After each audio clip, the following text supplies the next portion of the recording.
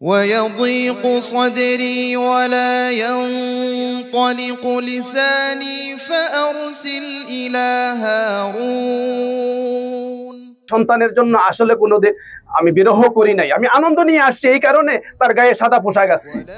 আচ্ছা, পোশাক দিয়ে তাকে আমি সাজাইয়া নিয়ে আসছি, যেমন নাকি বর সেজে আসে, কনের বাড়িতে বর সেজে আসে, আমি তাকে সাজাইয়া নিয়ে আসি জান্নাতে দেওয়ার জন্য।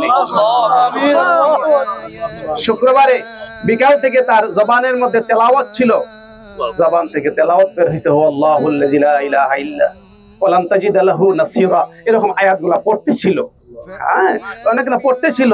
তারপরে যে আইসিইউতে লাগানো হইছে, এগুলো বের হইছে।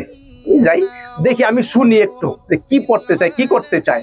তো বাসায় আসলেও কোনোদিন গোসল করে খালি গায়ে বের হয় নাই। আমি বলতাম যে এখানে তার কেউ নাই, না থাকলে কি এটাতে পড়বে না?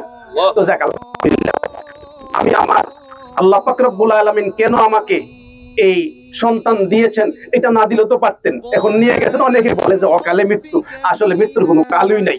তো অকাল হবে কিভাবে বলেন তো দেখি? কারণ আজকে আমাদের চিরাচরিত নিয়মটা হইল বাবাকে কাঁধে করে সন্তান কবরে নিয়ে যাবে, আর আজকে বাবা কাঁধে করে সন্তানকে কবরে নিয়ে যায়। এটা একটা বিরহ থাকতেই পারে, মনের ভিতরে একটা আঘাত আছেই, থাকলেই হবে কি, আমি তার জন্য দোয়া করছি, 2 রাকাত নামাজও পড়ছি। আমি 2 রাকাত নামাজও পড়ছি। গত রাত্রে অনেকক্ষণ পর্যন্ত তাহাজ্জুদের নামাজ পড়ে আমি দোয়া করছি যে আল্লাহ, যদি তার হায়াত থাকে দাও, আর না হইলে ইমানের সাথে আর কষ্ট না দিয়া, এই আইসিইউ তো যে কষ্ট, যারা গেছেন বুঝেন, আর যারা যান নাই আসলে বোঝার সুযোগ হয় না, আর যাওয়ারও দরকার নেই আমি মনে করি।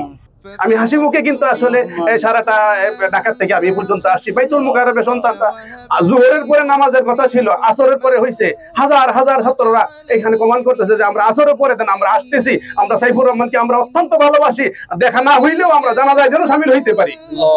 এই জন্য আল্লাহ পাক নিয়ে গেছেন, আল্লাহ পাক যেন তাকে জান্নাতের উচ্চ মাকাম দান করে।